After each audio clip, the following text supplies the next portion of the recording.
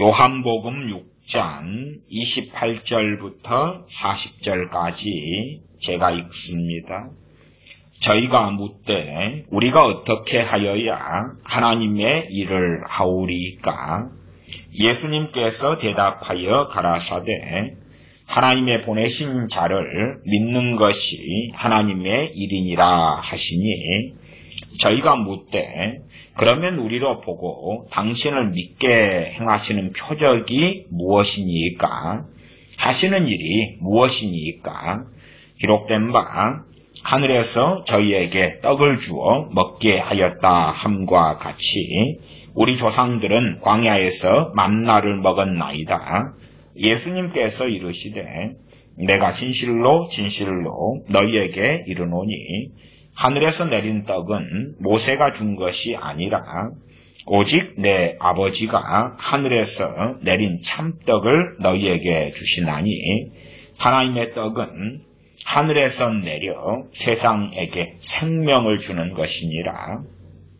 저희가 가로되 주여 이 떡을 항상 우리에게 주소서. 예수님께서 가라사대 내가 곧 생명의 떡이니 내게 오는 자는 결코 줄이지 아니할 터이요 나를 믿는 자는 영원히 목마르지 아니하리라. 그러나 내가 너희에게 이르기를 너희는 나를 보고도 믿지 아니하는도다 하였느니라. 아버지께서 내게 주시는 자는 다 내게로 올 것이요 내게 오는 자는 내가 결코 내어 쫓지 아니하리라. 내가 하늘로서 내려온 것은 내 뜻을 행하려 함이 아니요 나를 보내신 이의 뜻을 행하려 함이니라. 나를 보내신 이의 뜻은 내게 주신 자 중에 내가 하나도 잃어버리지 아니하고 마지막 날에 다시 살리는 이것이니라. 내 아버지의 뜻은 아들을 보고 믿는 자마다 영생을 얻는 이것이니 마지막 날에 내가 이를 다시 살리리라 하시니라. 아멘. 요한복음에서 구원, 믿음으로 얻는 구원, 영생, 또 나아가 거듭남, 하나님의 자녀가 되는 것, 요한복음에서 말씀하는 주 예수 그리스도의 복음을 믿는 믿음을 통하여 얻는 구원에 대하여 살펴보고 있습니다. 오늘은 요한복음 6장부터 보려고 합니다. 그 가운데 일단은 6장 38절을 먼저 보겠습니다. 내가 하늘로서 내려온 것은 내 뜻을 행하려 함이 아니요. 사람들은 자꾸만 어디에 포인트를 두냐 그러면 사람의 몸을 입고 태어나신 주 예수 그리스도에게 포인트를 둡니다. 당연하게 주님의 인카네이션, 성육신은 너무나 중요한 진리입니다. 그러나 그것이 강조되다 보니까 마치 주님께서 창조주가 아니신 것처럼, 독생하신 하나님이 아니신 것처럼, 혹은 주님께서 선지하신 그리스도이신 것을 망각하는 일도 생깁니다. 주님께서 사람이시다, 사람의 몸을 입고 오셨다 하는 것에 초점을 맞추다가 보면 어떤 극단에도 빠지냐 그러면 주님께서 구약에 안 계셨던 것처럼 그냥 하나님의 품속에만 그냥 계시다가 갑자기 짠 하고 나타나신 것처럼 착각도 많이 하더라 그 말입니다. 그런 극단에는 빠지지 않아야 됩니다. 38절 내가 하늘로서 내려온 것은 내 뜻을 행하려 함이 아니요 나를 보내신 이의 뜻을 행하려 함이니라. 주님께서 하늘에서 내려오셨다 그 말입니다. 사람 몸을 그래서 입으셨고 취하셨다. 낮고 천한 죄인의 몸을 취하셨다. 죄가 없으신 독생하신 하나님이시며 창조주이신데 하늘에서 내려오셨다. 아버지의 뜻을 행하려고 내려오셨다 말씀합니다. 요한복음 6장 서두로 가면 요한복음 6장 1절부터 나와 있는 말씀에는 오병이어의 기적이 나와 있습니다. 오병이어의 기적. 오병이어의 기적을 통하여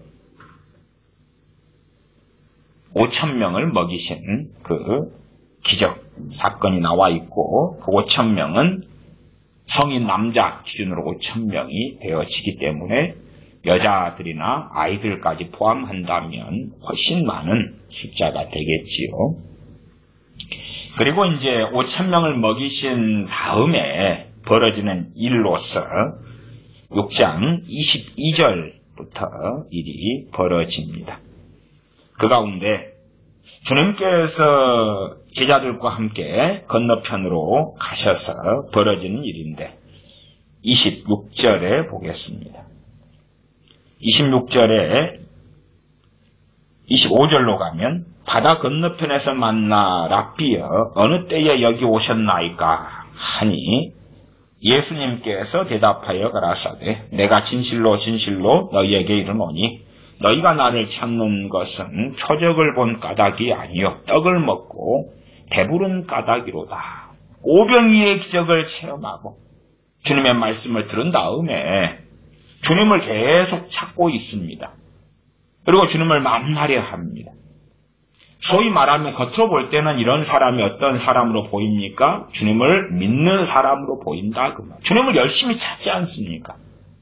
주님은 그러나 이들을 떠나서 배를 타고 게네사렛 호수 혹은 갈릴리 호수 건너편으로 가셨다. 그 말이에요. 그까지 쫓아왔습니다. 이들에 대하여 너희가 나를 찾는 까닭이 표적을 본 까닭이 아니다. 그러면 오병이의 기적도 표적이죠. 그런데 왜 표적을 본 까닭이 아니냐? 오병이어의 기적을 왜 행하시느냐?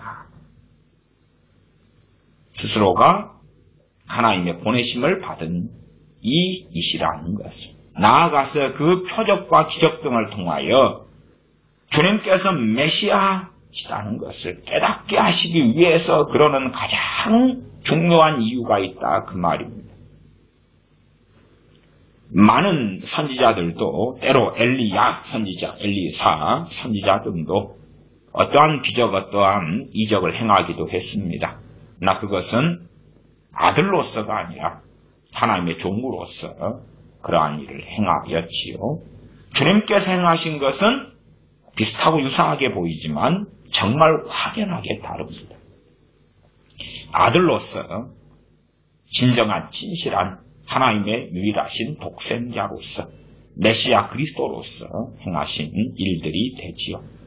그래서 표적을 본 다음에 야 이분이 누구신가? 최소한은 이제 사마리아 여인처럼 당신은 선지자로서이다 그렇게 출발할 수도 있을 거예요. 주님은 당연하게 선지자 중에 선지자이셨으며 사도 중에 사도였으며 교사 중에 교사였으며 목자 중에 목자이시며 복음을 전파하시는 우리 주 예수 그리스도시기 때문에 에베소서로 한다면 주님은 오중 직분, 오중 사역을 다 감당하신 그러한 분이신 것은 명확하지 않느냐 그 말입니다. 이 표적을 본 다음에 이분 예수님께서 하나님께서 보내신 분이시구나. 그걸 깨닫고 아는 것, 그리고 거기에서 출발하면서 주님께 말씀을 듣고 배우면서 하나님 뜻을 쫓아가는 것. 그것이 아니라 떡을 먹고 배부른 까닭이다. 떡을 먹고 배부른 까닭이다. 주님께서 27절에 썩는 양식을 위하여 일하지 말고 영생하도록 있는 양식을 위하여 하라. 이 양식은 인자가 너희에게 주리니 인자는 아버지 하나님의 인치신 자니라. 그리고 복음을 증거합니다. 28절 우리가 어떻게 하여야 하나님의 일을 하오리까? 하나님의 일을 묻죠. 이제 썩는 양식이 아니라 영생하도록 있는 양식을 위하여 하라. 그러니까 무엇을 해요? 일을 하라 그런 것이죠. 그러니까 하나님의 일을 어떻게 합니까? 물으니 주님께서 29절에 하나님의 보내신 자를 믿는 것이 하나님의 일이다. 요한복음에는 믿는 것에 대한 이야기를 계속하고 계십니다. 믿는 것에 대한 이야기. 물론 그것이 다는 아니고 아주 중심이고 그 사이사이에 이제 참 놀라운 말씀들이 함께 균형을 이루도록 섞여 있습니다. 그러면 30절에 이 사람들이 묻습니다. 그러면 우리로 보고 당신을 믿게 행하시는 표적이 무엇입니까? 그지요? 이 사람들 지금 어제 오병이의 기적 맛봤죠. 표적을 맛보았지요. 그러나 또 표적을 구하는 것입니다. 말하자면 당신이 표적을 계속 구해서 우리를 만족할 만큼 설득을 시켜봐. 말하자면 100번을 주님께서 기적과 이적과 표적을 행하셨다 그래도 내가 아직은 동의하기 어려운데 더 해봐. 말하자면 주님을 데리고 장난을 치고 시험을 하려는 거지요. 어제 오병의 기적을 맛봤으면서 그리고 이제 떡을 먹고 배불러가지고 찾아왔단 말이에요. 다른 말씀에는 왕을 삼으려고 찾아왔다는 말씀이 있어요. 다른 복음서에는요. 당신을 믿게 행하신 표적이 무엇입니까? 하시는 일이 무엇입니까? 그때에 주님께서 자신이 생명의 떡이다 말씀합니다. 35절에 보면 34절에는 저희가 가로되 주여 이 떡을 항상 우리에게 주소서. 생명을 주는 하늘에서 세상에 내리는 생명을 주는 떡에 대한 이야기를 주님께서 32절 33절에 하시니까 떡을 달라 그럽니다. 항상 우리에게 달라고. 그러면 항상 배부르고 좋을 거 아니에요. 항상 배부르고 좋지. 그때 주님께서 그들에 대하여 그래 알았다. 내가 주겠다. 그럼 끝나겠죠? 상황. 어이 감사해요. 나 예수님 잘 믿을게요. 끝날 텐데 35절에 예수님께서 가라사대 내가 곧 생명의 떡이니 내게 오는 자는 결코 줄이지 아니할 터이요 나를 믿는 자는 영원히 목마르지 아니하리라. 이 정도 하시고 끝나면 너무 좋아요. 내게 오는 자는 지금 이 사람들 주님께 왔어요 안 왔어요? 왔잖아요 지금. 어이 우리 왔지요. 영원히 목마르지 않고 줄이지 아니할 거라고요. 결코 줄이지 않고 그리고 영원히 목마르지 아니하리라. 너무 감사하고 너무 좋아요. 36절에 그러나 내가 너희에게 이르기를 너희는 나를 보고도 믿지 아니하는도다 하였느니라. 이들에 대하여 주님은 뭘 말씀하시는 거예요? 너희는 나를 보고도 안 믿는다 말씀하신 거예요. 이 사람들은 주님의 앞에 말씀을 들을 때는 너무 좋지 않았겠느냐 그 말이에요. 내게 오는 자는 결코 줄이지도 않고 영원히 목마르지도 않는다. 주님을 찾아가지고 배 타고 그냥 열심히 찾아왔는데 감사해요. 주님께서는 너희가 나를 찾고 믿는다 하는 것은 믿는 것이 아니라 그러신 거예요. 오히려 너희는 나를 보고도 믿지 않는다고 말씀하는 거예요. 너희는 내가 너희더러 이르기를 그러니까 앞에는 36절 앞에 그러나 그랬잖아요. 너희는 이 앞에 35절에 해당되는 사람들이 아니야.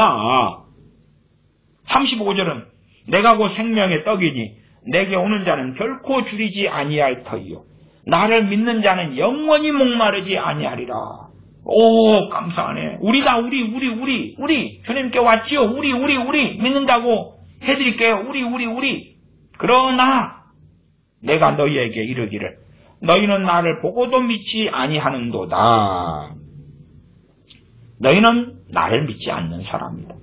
그러시면 37절에는 아버지께서 내게 주시는 자는 다 내게로 올 것이요 내게 오는 자는 내가 결코 내어 쫓지 아니하리라. 지금 이 사람들에 대한 이야기가 아닌 거예요. 지금 이 사람들을 거부하시는 내용 가운데 하는 이야기예요. 아버지께서 내게 주시는 자는 내가 결코 내어 쫓지 않을 거다. 그리고 39절로 가면 나를 보내신 이의 뜻을 행하려 내가 하늘로서 내려왔다.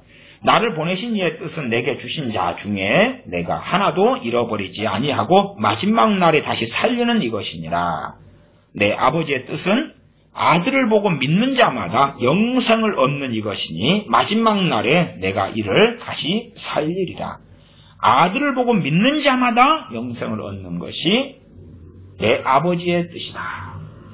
그러나 지금 이렇게 찾아온 사람들은 누구냐 그 말이에요. 주님을 열심히 찾아온 사람들이 누구냐 그 말이에요. 그들은 과연 믿는 자인가 그렇지 않은 자인가 하는 이야기죠. 그들과 함께 하는 대화나 이야기가 말씀이 계속 이어집니다. 41절로 갑니다.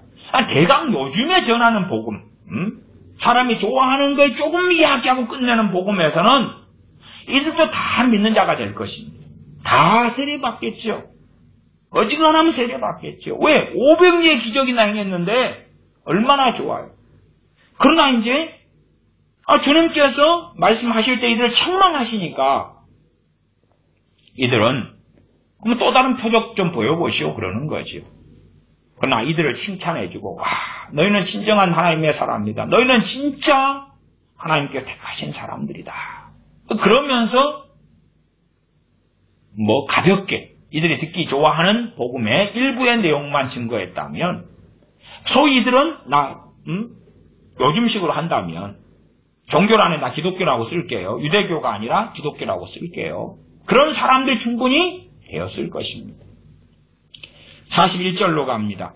자기가 하늘로서 내려온 떡이라 하심으로 유대인들이 예수님께 대해 수군거려 가로되 이는 요셉의 아들 예수가 아니냐. 그 부모를 우리가 아는데 제가 지금 어찌하여 하늘로서 내려왔다 하느냐. 하늘로서 내려왔다 한단 말이야. 누구 자식이고 어디서 태어났는 줄 아는데 그렇게 가는 거예요. 말하자면 받아들이기 어려운 말씀을 하시는 거예요. 받아들이기 어려운 말씀을. 43절 예수님께서 대답하여 가라사대 너희는 서로 수군거리지 말아라.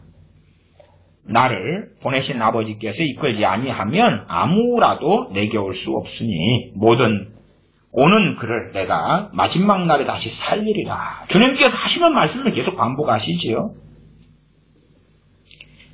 47절로 가면요.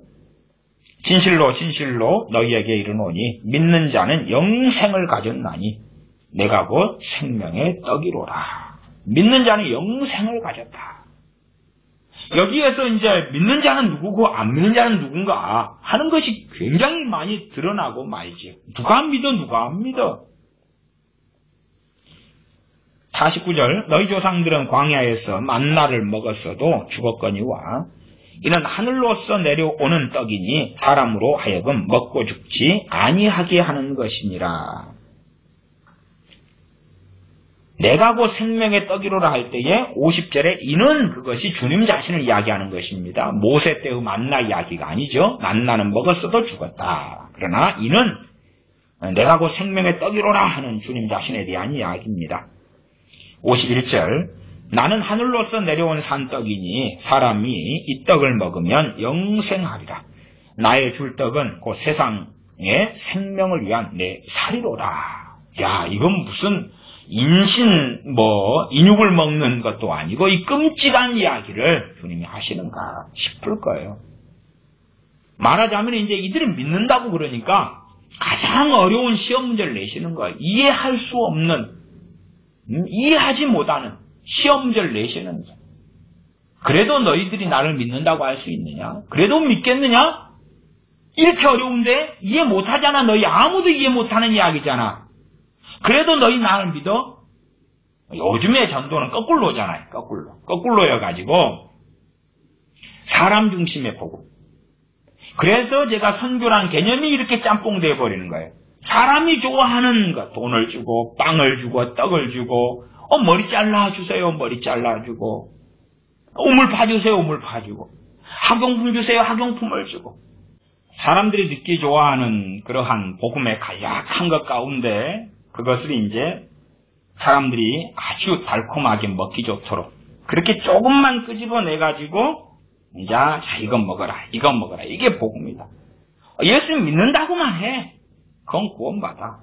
자 예수 믿는다고만 해. 근데 주님께서는 이들이 감당할 수 없는 말씀을 하셔. 그렇게 보면 주님은 이 사람들 좀 사랑하시면 시험에 들 만한 것은 다 빼주시고 감당할 만한 것 조금만 빼서 말하자면 초등학교 3학년인데 애들이 공부를 다 안 했다 그 말이에요. 아내가 시험을 보면 이게 낙제가 되게 생겼어요. 그러니까 초등학교 3학년짜리 애들한테 자 수학 시험 문제 낼게. 1 더하기 1은 1번 2번 문제 2 빼기 1은 1 그런 문제만 쭉 내주니까 애들이 어진간하니까 실수 빼놓고는 95점, 100점이 다 나오는 거예요. 합격! 주님이 너무 인자하고 사랑이 많으면 주님은 그렇게 해주시면 좋지 않을까. 우리의 눈높이보다 더 낮춰가지고 다 합격하도록 다 너희가 기분 좋게 예수님 믿어요. 감사해요. 주님 믿어요. 감사해요.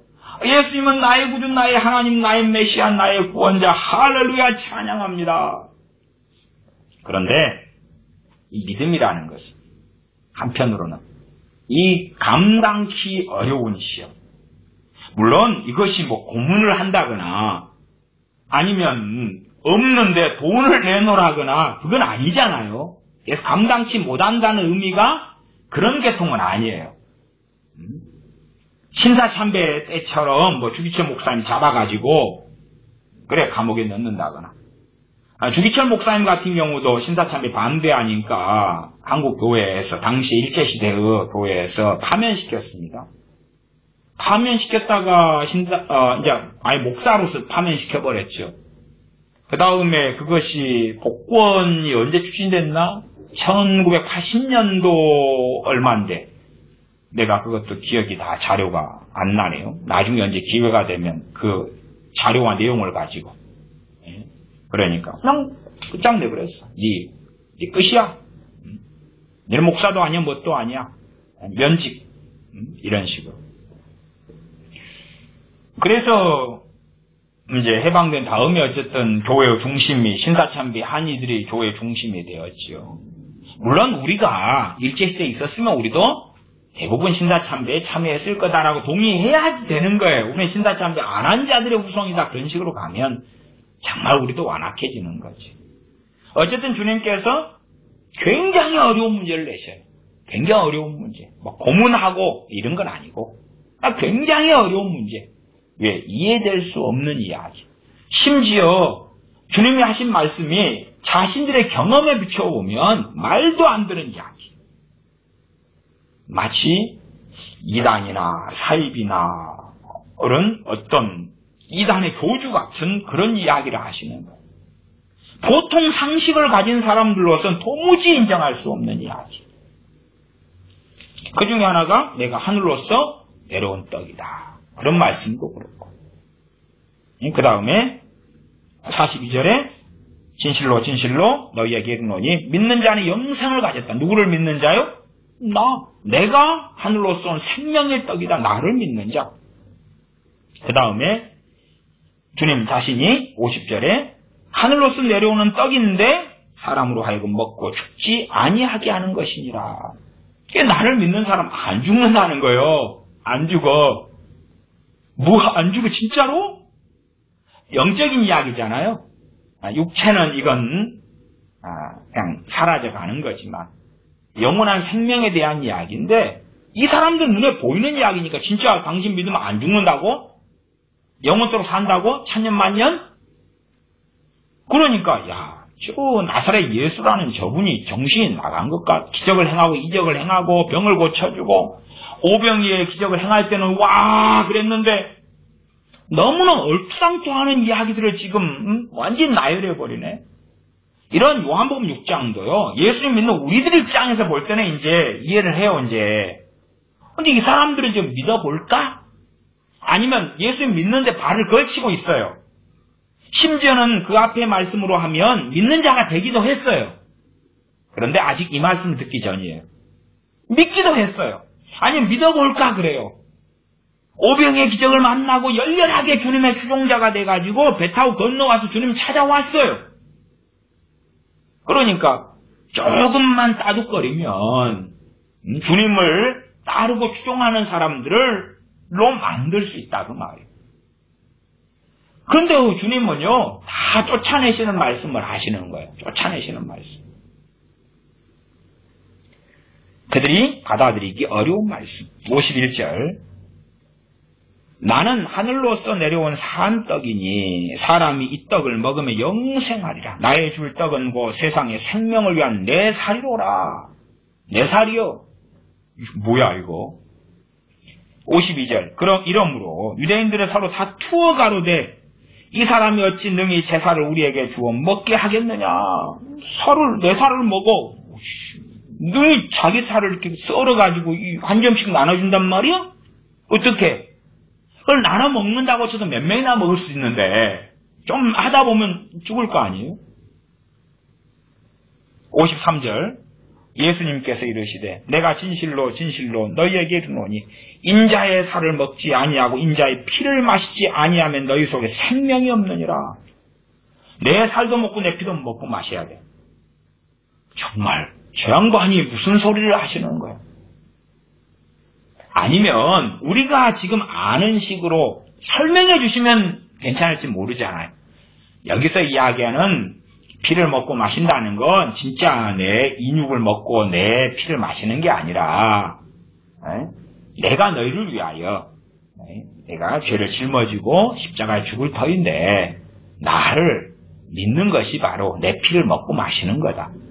그리고 나를 믿는 사람들은 이제 세례받은 다음에 성찬에 참여하는데 그때 또한 내 피를 먹고 내 살을 마시는 것에 대해서 너희들이 구원에 참여하고 내 살과 내 피에 참여하는 것으로서 나중에 성찬이라는 걸 하게 돼.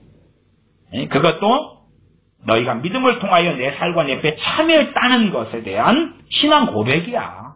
믿음의 고백이고 하나님 앞에서 보이는 열매고. 그런 이야기를 쭉 자세하게 하시면 이 사람도 그래. 그런데 그러면 당신 또 죽으신다고? 아직 살아계시구만 언제 죽으실 거야? 어쨌든 이해 못해요. 자세히 설명해도 이해 못해요. 어쨌든 그 설명하시려면 십자가 이야기를 해야 되는데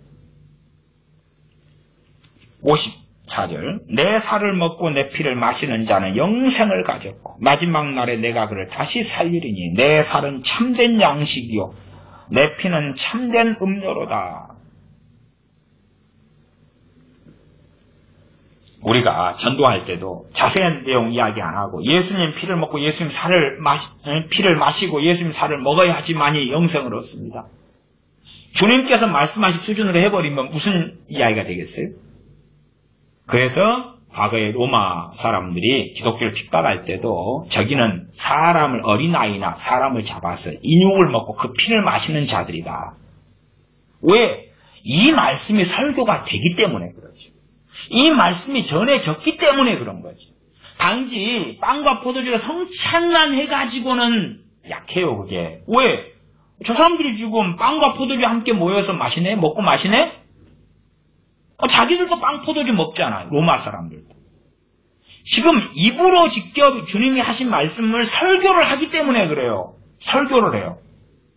설교를 하면서 이제 이 말씀을 하면서 빵을 먹으니까 찻빵 안에 인육이 얼마나 들어갔을까? 포도주를 마시니까 저게 상분검사 국가수의 의뢰는 못했으나 저 포도주 안에 분명히 사람 피를 얼마나 섞었을까? 그런 말을 할 수밖에 없는 거예요.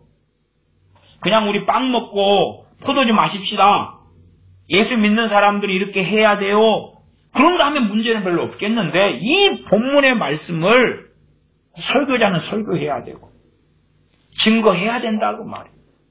나아가서 예수님 믿는 사람들 때론 복음의 내용에도 이게 있을 수 있고 그 다음에 믿게 된 사람들에게도 이걸 또한 전하기도 하고 그러니까 충분히 오해를 일으킬만 했다고 말이에요. 주님께서는 55절에 내 살은 참된 양식이요 내 피는 참된 음료로다. 56절 내 살을 먹고 내 피를 마시는 자는 내 안에 거하고 나도 그 안에 거하나니. 그러면서 나를 먹는 자는 57절 그 사람도 나로 인하여 살리라. 주님을 자꾸 먹으라는 거예요. 58절 이것은 하늘로서 내려온 떡이니 조상들이 먹고도 죽은 그것과 같지 아니하. 이 떡을 먹는 자는 영원히 살리라. 59절 이 말씀은 예수님께서 가버나움 회당에서 가르치실 때에 하셨느니라. 회당에서 이제 믿는 사람도 있고 안 믿는 사람도 있고 그리고 많은 사람이 찾아왔고 60절에 봐보시면 제자 중 여럿이 말하되 지금 제자라고 이야기합니다. 제자는 어떤 사람들입니까? 믿는 사람들. 믿는 사람. 즉 안 믿는 사람은 어마어마한 문제가 되고, 문제는 예수 믿는 사람도 문제가 돼요. 예수 분명히 믿는 사람. 그래서 우리의 믿음이라는 것도 가변적이다. 제가 말씀드렸어요. 믿음이라는 거. 아이고, 사람 어떤 수단과 방법을 가리지 않고라도 영접기도만 한번 시켜버리면 돼. 영접기도 시킨다 하는 것이 믿는다 그 말이잖아요. 믿게만 만들어버리면 돼. 믿게만 만드는 걸 영접기도는 주님께 책임을 떠넘겨버리는 거예요. 예수님 내 마음에 들어와 주십시오. 영접합니다. 끝! 할 거리 다 했어요. 그러나 그것보다 영접하는 자 나오면서 요한복음 1장에는 곧 그 이름을 믿는 자 그렇게 나오죠. 영접기도라는 것을 우리가 잘 사용해요. 저도 간간히 사용하고요. 그러나 핵심은 믿는 거예요. 누가 믿어야 돼요? 복음 들은 내가. 복음 들은 그 사람들이. 그런데 우리 자녀라면 자 영접기도 한 번에 자 됐어. 영접기도 했지? 너 하나님 자녀 됐어. 너 구원받았어. 천국 가는 거야. 생명책에 너 이름이 기록되었어. 야, 됐어. 다 끝난 거야 이제 예수님이 다 너 알아. 천국 보내줄 거고 도와줄 거고 돌봐줄 거야. 다 예수님 이제 너 믿어 안 믿어? 그건 믿어요. 대강 그렇게 하고 넘어가는 거지. 60절 제자 중 여럿이 듣고 말하되 이 말씀은 어렵도다. 누가 들을 수 있느냐 한데 예수님께서 스스로 제자들이 이 말씀에 대하여 수군거리는 줄 아시고 가랐을 때 이 말이 너희에게 걸림이 되느냐. 그러면 너희가 인자의 이전 있던 곳으로 올라가는 것을 볼 것 같으면 어찌 하려느냐. 살리는 것은 영이니 육은 무익하니라. 내가 너희에게 이르는 말이 영이요 생명이라. 그러나 너희 중에 믿지 아니하는 자들이 있느니라 하시니 믿지 않는 자들 가운데는 가룟 유다도 요 안에 있었죠. 예수님의 팔자인 가룟 유다도 있었다. 그리고 66절로 갑니다. 이러므로 제자 중에 많이 물러가고 다시 그와 함께 다니지 아니하더라. 다시 주님과 다시는 안 다녔다 그 말이죠. 믿는 자 중에 많이 물러갔다 그 말이죠. 아니 희한하지요? 말씀을 증거하고 복음을 증거하면 믿는 자가 더 많아져야 되는데 더 사라져버리는 거예요. 요즘 시대하고는 너무 다르죠. 너무 달라요. 아니면 주님께서 너무나 자비하시고 사랑이 많으시니까 눈높이를 아주 확 낮추어서 누구나 다 알아먹고 합격하고 동의하고 인정하고 기분 좋게 하는 그런 말씀으로 전하시면 우리 시기의 생각으로는 천국에 더 많이 가니까 좋은 게 아니냐. 그렇잖아요. 예수 믿습니다 하는 사람이 더 많아지니까 나 천국 가는 거 아니냐. 너무 좋다. 너무 좋아. 라인하르트 봉케 목사님 이야기를 제가 최근 들어서 좀 많이 해왔습니다. 그분의 79년에 생애 가운데 7,900만 명이 결신카드를 썼고 예수님 영접을 했습니다. 전도자의 입장이니까, 그분은 복음 전도자의 입장이니까, 한꺼번에 결신자가 109만 명이 있었어. 나이지리아 어느 집회에서 109만 명이 한 자리에서 결신카드를 쓰고 예수님 믿게 되고 너무 좋아. 그리고 이제 그분이 책 가운데 한국에 대해서 썼어요. 한국은 정말 놀라운 부흥이 일어난 나라다. 한국은 불교와 유교의 나라였는데 한국 사람들의 40%가 예수님 믿고 구원받은 하나님의 백성이 되었다. 그랬었어요. 40%. 물론 40% 절대 안 됩니다. 40% 안 됩니다. 가톨릭까지 합쳐도 40%도 안 나옵니다만 어쨌든 그냥 그분의 착각이라고 치고 그러면 그분이 주장한 대로 이게 40%라고 할지라도 40%는 아닙니다. 근데 이제 통계상 20%를 40% 착각하셨다고 치고 그러면 20%든 40%든 한국 기독교는 20%, 한 19%, 20% 이런데 다 구원받습니까? 다 천국 갑니까? 그게 전도자의 입장이 그런 거예요. 전도자의 입장은 영접기도 하고 결신 카드 제출하고 그러면 당신 구원받았습니다. 그 입장이 강렬하지요. 정말로요. 그렇게 따지면 주님은 이 후속의 조치와 말씀 나아가서 떡을 먹고 배불러서 주님을 애쓰고 찾아왔는데 이런 말씀들 안 하셔야 되겠지. 생명의 떡에 대한 가장 어려운 이야기는 주님의 사도들이나 모아놓고 은밀하게 너희한테만 가르쳐줄게. 어떨 때는요, 이 비밀, 비유의 비밀 등에 대하여 너희에게만 아는 것이 허락되었다 그러고 가르쳐 주실 때가 있었단 말이에요. 그런 것처럼 이것도 그렇게 해버리시지. 그러니까 그러실 때도 있었고, 아니면 제자들까지도 시험에 들 만한 말씀을 하실 때가 있었다고 말이에요. 그리고 그 내용과 뜻을 설명을 다 안 해주셔요. 실제로 이 성경이 그렇습니다. 이 성경 안에요, 우리 믿는 사람들에게 테스트가 되고 시험이 될 만한 내용들이 꽤 등장합니다. 꽤 등장해요. 무슨 말이냐 그러면, 우리의 때로는 신앙 수준으로 오해하거나 곡해하거나 이해할 수 없는 것이 등장한다 그 말이에요. 그러면 그것을 그냥 지나가야 돼요. 지나가야 되는데 억지로 해석하다 보면 하나님에 대한 불신앙이 만들어지는 것이 많아요. 억지로 풀다 보면 주님에 대한 불신앙과 아니면 주님을 이상한 어떤 또 다른 이상한 주님을 만들어내는 일도 벌어져요. 그렇게 하나님은 해놓으신 거예요. 이 안에. 특별히 요한계시록 같으면 그런 부분도 많고, 또한 구약의 이사야서 같은 데도 그런 말씀들이 아주 많아요. 자, 너희가 이해 못하는 것들이 이렇게 있는데 그래도 나를 믿겠느냐? 아니면 너희가 이해 못하는 것을 이해하려고 억지로 풀고 해석하고 뜯어붙여가지고 이상한 종교, 이상한 기독교, 이상한 뭔가를 만들어낼래? 그러한 것들이 말씀 곳곳에 있다 정도까지는 우리가 이해를 하시면 좋겠습니다. 그래서 66절에 이러므로 제자 중에 많이 물러가고, 많이 물러가고. 제가 전에도 설탕복음 이런 설교했습니다. 그런 걸 요즘에는 증거하면서 복음이다 그러는 거지. 시험에 들지 않을 만한 것만, 기분 좋고 환영할 만한 것만. 아니면 이런 어려운 생명의 떡에 대한 말씀, 주님 자신의 살과 피에 대한 말씀을 증거하시면 자세하게 이렇게 1시간, 2시간 걸쳐서 이야기해 주시면 되지. 안 하신다고 말이에요. 안 하시고. 주님 자신의 십자가에 대한 이야기를 엠마오로 가는 두 제자한테 설명해 주시는 것처럼 구약 성경을 들어가지고 자세하게 풀어주시면 되는데 안 해주신다고 말이에요. 안 해주시고 시험거리를 던져놓으시고 10분의 비유에서 돌짝밭에 대한 말씀으로 한다면 예수님을 믿었는데 말씀으로 인하여 핍박이 닥쳤을 때 이것도 또 다른 의미에서 핍박인 거예요. 말씀으로 인하여서 도전이 일어나죠. 시험이 일어나죠. 어쩔까. 거기에서 많은 사람이 물러갑니다. 전 세계 기독교인들 가운데서도요.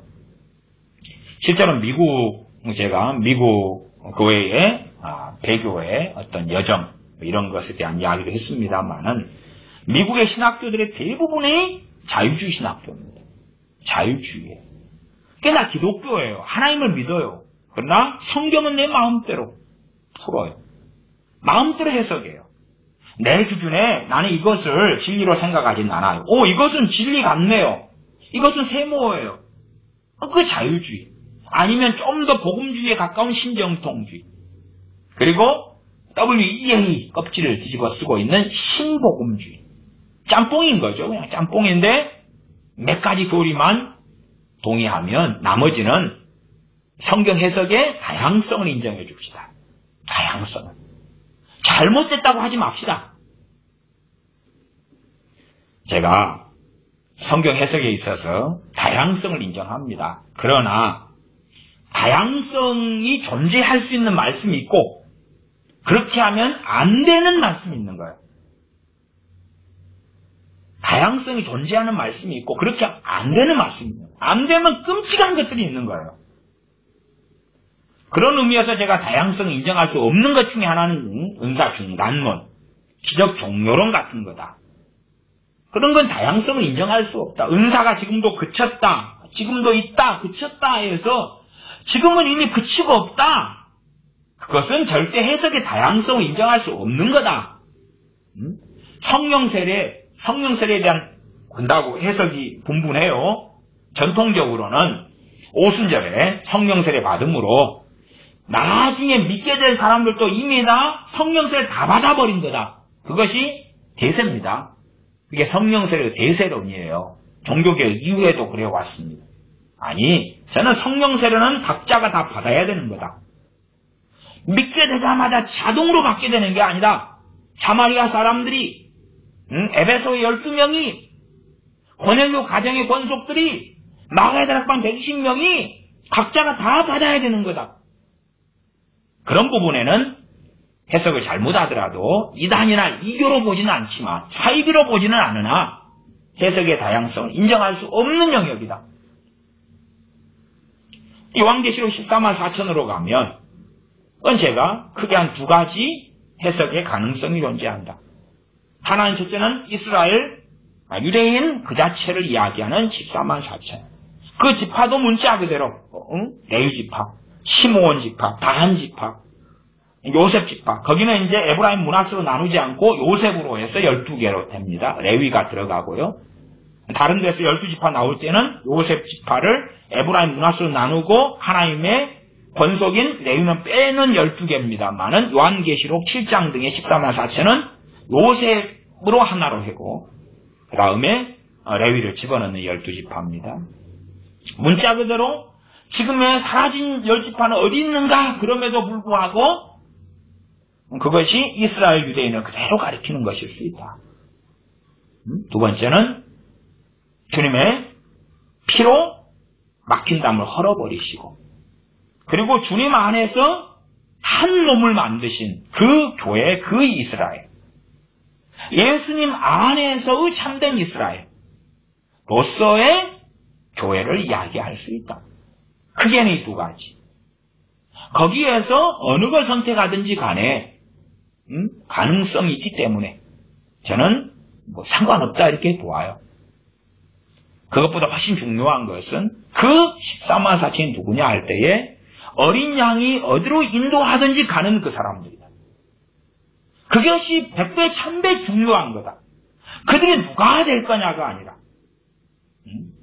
그 14만 4천에 대한 설교도 했습니다만은 또 그런 한 번의 설교 가지고는 저는 정답을 사실은 모르니까 해석의 과정을 거치고 그러면서 듣는 이들에게 어떤 해석을 동의하실지는 각자가 선택하시라 그런 입장을 취하기 때문에 이건 이거다 당신들이 그냥 믿으시오 그런 입장은 아니기 때문에 그래도 더 자세하게 말하자면 14만 4천이 유대인이라고 한다면 그렇다면 유대인이 되게 어려운 이유 반론을 제기하고 그 다음에 그것이 이제 신약시대에 와서의 교회 유대인과 이방인 주님 안에서 하나가 된 교회라고 한다면 그것이 되게 어려운 이유 반론을 제기하고 제가 논증으로 좀 더 그런 부분을 다룬다면 그렇게 할 수 있어요.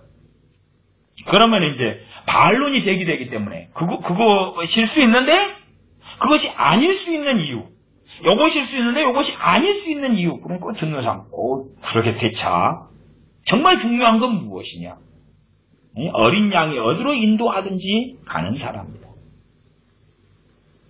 유대인들은 기껏해야 한 1500만 밖에 안 된다. 1500만 명. 1500만 명. 팔레스타인 이스라엘에 있는 유대인이 한 660만에서 600, 한 7, 80만. 미국에 있는 500, 한 60만에서 80만. 그 다음에 라틴 아메리카의 유대인들이 50만 명. 그리고 유럽에가 240만 명. 저기 캐나다에도 한 50만 명 가까이 있고요. 이렇게 이제 전 세계 134개국의 유대인들이 흩어져 있단 말이에요. 브라질에도 있고, 아르헨티나도 있고, 콜롬비아에도 있고, 스페인에도 있고, 스웨덴에도 있고, 영국에도 있고, 프랑스에도 있고, 독일에도 있고, 많지요. 유대인의 중심에는 과거에 독일에 있었던 그 유대인들이 가장 큰 세력을 가지고 있고, 그들의 상당수가 1948년에 이스라엘로 들어가서 독립하는데 핵심의 사람들이 되었지요. 어쨌든 그 1500만 명이 있다. 그 다음에 나중에 대환란이 된 다음에 그 다음에 이제 그들 가운데 이 인을 맞는 사람 14만 4천이 나오는데 전 세계 기독교인들은 몇 명이냐? 저는 성도 슈거를 믿습니다. 그러나 기독교인이라고 하는 사람 가운데 그래도 일부가 슈거되지. 최소한은 지금 현재 기독교인의 수치가 다 좀 다른데 그냥 한 10억 명 정도라고 칩시다. 그러면 많아야 5억 이하다 그 말. 5억 이하. 그것도 너무나 많이 잡은 건데 어쨌든 왜 유럽만 해도 미국만 해도 명목상인 기독교인이 얼마나 많습니까?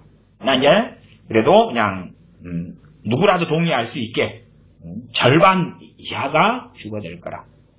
슈거를 믿든지 아니면 그냥 대환란의 돌입을 믿든지 간에 어쨌든 이제 슈거되지 않은 더 많은 사람의 기독교인. 민난 5처녀 같은. 그 다음에 대환란으로 바로 들어간다는 사람 입장에서는 대환란에 남아있는 모든 기독교인. 10억 명이 넘는 기독교인. 로마 카톨릭 빼놓고. 그러면 그 가운데 그 14만 4천에 대하여 나온 말씀 이는 하나님의 종들이다 그랬단 말이에요. 진정한 하나님 인정하시는 종들이다 그럴 때에 유대인 1,500만 명이 다 주님께 돌아온다 해도 그 가운데 진정한 종들의 비율과 이방인이 한 10억 명이 남았는데 그 가운데 대환란이 벌어지니까 아이고야 그러면서 회개한 사람도 상당히 많을 거 아니에요. 그러면 그들은 왜 인을 안 받냐 그 말이죠. 유대인만 있냐. 이게 이제 이런저런 측면에서 말할 게 많아요. 어쨌든 그런 잡다한 것까지는 들어가지도 않고 해석의 다양성이 존재하는 게 있고 그 다음에 해석의 다양성을 가버리면 틀린 게 있다. 이 구분이 명확해야 돼. 되어질 일에 대한 것은 해석의 다양성이 상당히 많이 존재해요. 그러나 예를 들어서 요한계시록 1장에 첫째가 무엇이냐? 첫째는 교회다. 첫째로 옮겨버린다 하는 것이 무엇이냐? 교회가 아니게 한다. 그건 말씀 그대로인 거예요. 요한계시록 1장 2장. 요즘엔 어떻게 쓰냐? 첫째가 여기 있다. 그럼 임재가 여기 있다. 무슨 첫째가 임재예요? 성경의 뜻을 말하는데. 광화문에 하나님의 첫째가 여기 있더라. 아니면 세대교회 첫째가 여기 있다. 연세중앙교회 첫째가 여기 있고 과거에 여의도에 하나님의 첫째가 있었다. 성경적으로 맞아야 틀려요? 틀리죠. 여의도 순복음교회에 하나님의 첫째가 있었다. 정광 목사 주장입니다. 하나님의 첫째는 여의도 순복음교회에 있다가 그 다음에 또 어디로 갔다가 그다가 이제 그 큰믿음교회 그 사랑하는 교회 하나님 첫째가 그리 왔다 그랬어요. 정광 목사 주장이. 거기에 있다가 요즘에는 이제 광야교회 그 첫째가 왔다 그래야죠. 그 양반 이야기하는 이 첫째 옮기는 이동 과정이 있어요. 그렇게 말하면 하나님의 첫째가 큰믿음교회에 있었다. 그거는 이제 2018년 12월 달에 정광 목사가 그 사랑하는 교회에 가가지고 변수 목사와 함께 주장한 것입니다. 하나님 첫째가 여기 있다고 지금. 여의도 순복음교회에서 시작해가지고 쭉 돌아가지고 이리 왔다고. 그러면 첫째가 교회니까 누구만 구원받아요? 거기 있는 사람들만 구원받지. 거기 있는 사람들만. 그러니까 그런 양반이 생각하는 촛대는 성경에서 말씀한 촛대가 아니고 성경에 있는 걸 갖다 쓰는데 성경에서 말씀하는 뜻과 의미하고는 전혀 다른 게 쓴다 그 말이에요. 그러면 세상 강사는 해라 그 말이에요. 목사는 하지 말고. 성경에서 말씀하는 거에서 다양성이 존재하는 게 있고 어떤 것은 하나밖에 없는 게 있는 거예요. 하나밖에 없는 거예요. 물론 이제 제가 믿기에 하나밖에 없는 거에도 교단 교파에 따라서 다양성으로 말해버릴 때들이 있어요. 그러나 명확하게 말씀을 따라서 그것이 왜 그런 해석이 틀릴 수밖에 없는가를 말씀을 존중하는 사람들은 논증하고 싸워야 되지. 지금 시대에 훨씬 많은 기독교인들은요, 자유주의자들의 가르침 속에 있어요. 한국도 마찬가지입니다. 한국의 어지간한 신학교들이 다 신정통주의나 아니면 신복음주의, 자유주의 신학을 공부하는 신학 교수들 밑에서 신학생이 배우고 목사가 되었고 그 속에 살아요. 한국교회 실정상에는 말씀 66권을 나는 믿습니다. 성경 66권의 무함을, 완벽함을 믿습니다. 목사들이 고백해도 뱃속은 그렇지 않은 목사들이 굉장히 많아요. 왜? 아직은 교인들이 감당할 수 없기 때문에 비밀한, 은밀한 일을 다 이야기는 못하겠다. 그 비밀하고 은밀한 이야기가 뭡니까? 자기들이 배운 신복음주의, 자유주의, 신정통주의 신학이라. 전에 몇 년인가요? 2010년인가? 뭐 이쪽 무렵에 제가 목회하던 교회 주변에 한 1600명 정도 모이는 교회에 목사님이 미국에서, 유명한 미국 신학교에서 신학 박사학위를 따셨고 신학교 교수로도 좀 있었고 그 다음에 그 교회 담임 목사 청빙됐습니다. 목사로 와서 이제 몇 년 잘 나름대로 설교하다가 그러다 갑자기 이제 은밀한 것 중에 하나, 하나님은 아버지 하나님만이 되시는 게 아니라 어머니 하나님도 되십니다. 그렇게 한 거예요. 동합치교회. 어머니 하나님도 되십니다. 그러니까 아직 교인들이 감당하기 어렵죠. 동성애가 상당히 퍼져가면 어머니 하나님 그렇게 말해도 아무렇지도 않을 거예요. 그러나 아직은 감당하기 어려워서 문제가 일어난 거예요. 당회에서나 장로님들이나 교회 교인들이 당신 이상하다. 그렇게 해서 이제 그 1600명 된 교회 목사님이 그 교회를 분립해가지고 나눠서 개척을 했어요. 그리고 그 양반을 따라간 교인들이 한 500명, 600명 따라갔습니다. 그리고 이제 또 근처에다 교회를 세웠어요. 어쨌든 어머니 하나님 불러도 우리는 따라가겠다. 이게 감당하기 어려운 꾸러미들이 그거예요. 성경을 그대로 인정하지 않고 이 성경이 이것이 어디서 편집됐고 어디서 끼어들었고 어디서 당신이 믿고 있는 게 잘못됐고 이 구절이 아니고 어쩌고 저쩌고 하는 꾸러미들이 굉장히 뱃속에 많아요. 목사들이. 나 아직은 교인들은 성경 66권만 믿습니다. 그것이 강렬하기 때문에 차마 이야기를 못하고 있어요. 그러나 신학교 신학대학원들에서는 대놓고 강의 시간에 다 이야기해요. 그래서 말씀 66권을 그대로 믿는 신학교는 이제 별로 없어요. 그런 신학 교수들도 별로 없어요. 다 섞어 쓰고 짬뽕해가지고 가르치고 자유주의를 강렬하게 퍼뜨리기도 하고 한국의 많은 신학교들이 공산주의의 온상이 되어져 있고 좌파 기독교의 온상이 되어져 있기도 해요. 그러나 그런 사람들이 뭐라고 말합니까? 나는 기독교입니다. 나는 예수를 믿습니다. 그런 거예요. 왜? 자기가 믿고 싶은 기독교와 믿고 싶은 예수님을 만들어냈으니까 그런 거지. 그런 사람들도 나는 기독교입니다. 예수님 믿습니다. 그렇게 해도 안전한 세상. 그러면서도 존경받고 박수학위 받고 그리고 높은 자리에 앉는 그러한 기독교의 어떤 모양 양상 시스템 속에 삽니다. 그래서 한국교회는 정치력이 중요한 거예요. 이단 사이비 소리 안 들으려면 정치력을 가지면 돼요. 정치 목사, 정치력을 가지면 됩니다. 그래서 제가 최근에도 한나라당 혹은 새누리당 또 자유한국당 비대위원장 했던 그 양반, 그 목사에 대하여 그 양반이 절에 가서 무슨 말을 했고 무슨 짓을 했고 예수님은 요절을 했고 불력이 높아가지고 석가모니 부처님 오래 사셨는데 예수님은 불력이 모자랐는지 요절하셨다고 그런 이야기를 짓거리는 사람 절대 이단 안 됩니다. 한국교회에서 이단 안 돼요. 별 이단 사이비를 해도요 정치력을 가졌고 힘 있는 목사, 권력 있는 목사 절대 이단 사이비 안 됩니다. 그런 게 대한민국 교회예요. 그러니까 어느 유명한 목사들의 설교나 가르침이나 다 찾아보면 이단 사이비, 어지간한 이단 사이비 어마어마하게 많습니다. 이단 사이비 안 됩니다. 안 돼. 힘을 가지고 있고 권력을 가지고 있고 어지간하면 교단장을 다 해먹었고 다 파워를 가지고 돈이 없으면 권력도 못 가지. 목사들 돈 많고 돈 몇십억은 우습고 권력도 있고 힘도 있고 다 가지고 있어요. 그러니까 별짓을 다 해도 되는 거예요. 별짓을 다 해도. 이단 못 만들어요. 이단 못 만들어요. 돈만 있으면 다 덮고 감출 수 있어요. 거꾸로 그래서 좌파 기독교가 득세하는 것은 좌파 기독교라고 하는 애들, 그런 애들이 이제 그런 것을 터뜨리니까 그렇지. 오마이뉴스나 CBS나 노컷뉴스, 그리고 한겨레는 기독교는 아니지만 저런 애들, 그런 계통의 애들이 뉴스 엔조이 이런 애들 터뜨리잖아요. 터뜨려도 또 그 목사들 가운데 지그 사람이 많아요. 이렇게 자기 사람들이 굉장히 많아요. 그걸 안 터뜨리죠. 그거. 자기 사람들을 터뜨리면 이단 사이비가 되는데 그건 안 터뜨려요.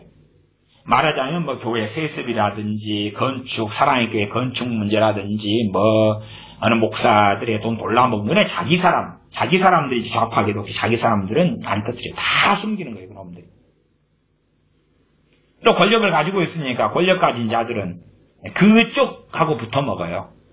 오마이뉴스나 뉴스 엔조이나 이런 데하고 붙어 먹어요.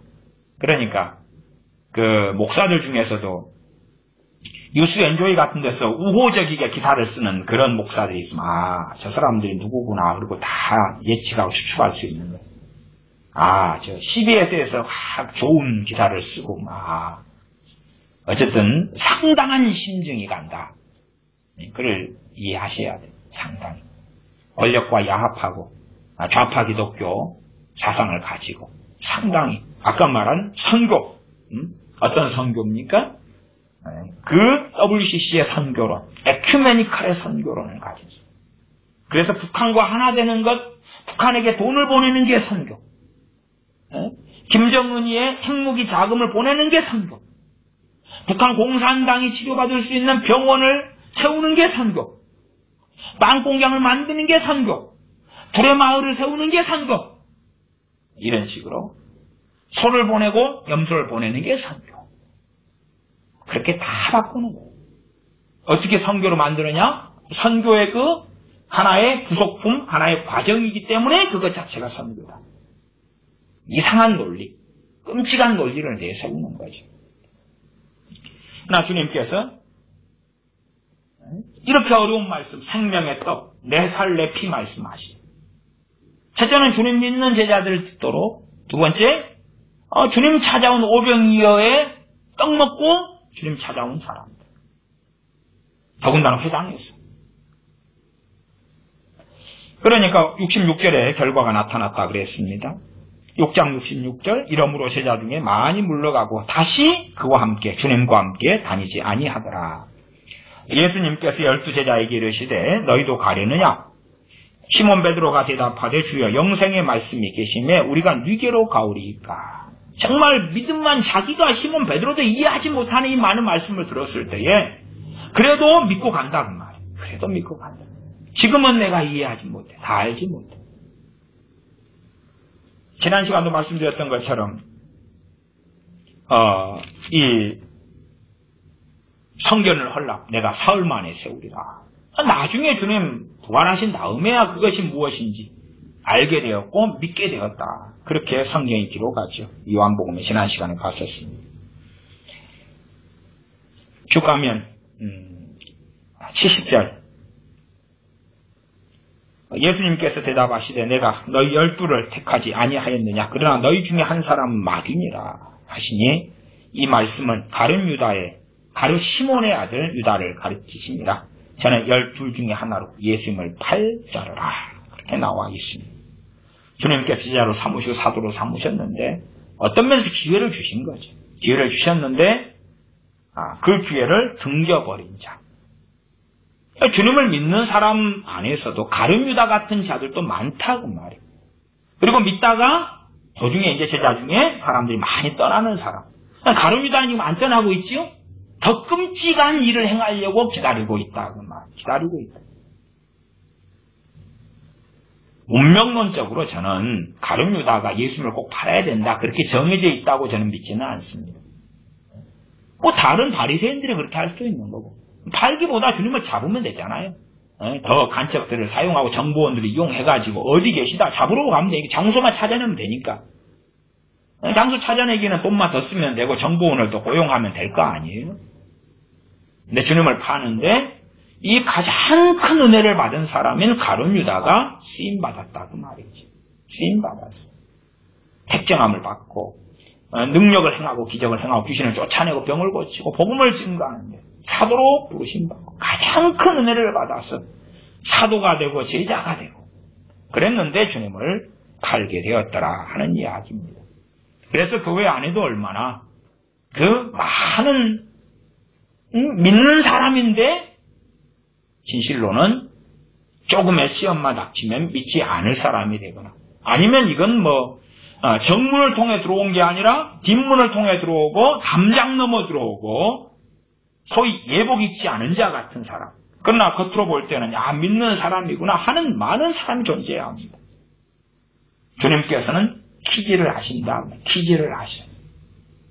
파장마장을 정결케 하신다 그 말이에요. 알곡과 가라지를 걸러내신다 그 말이에요. 여기에서도 알곡과 가라지를 걸러내신 거예요. 걸러내신.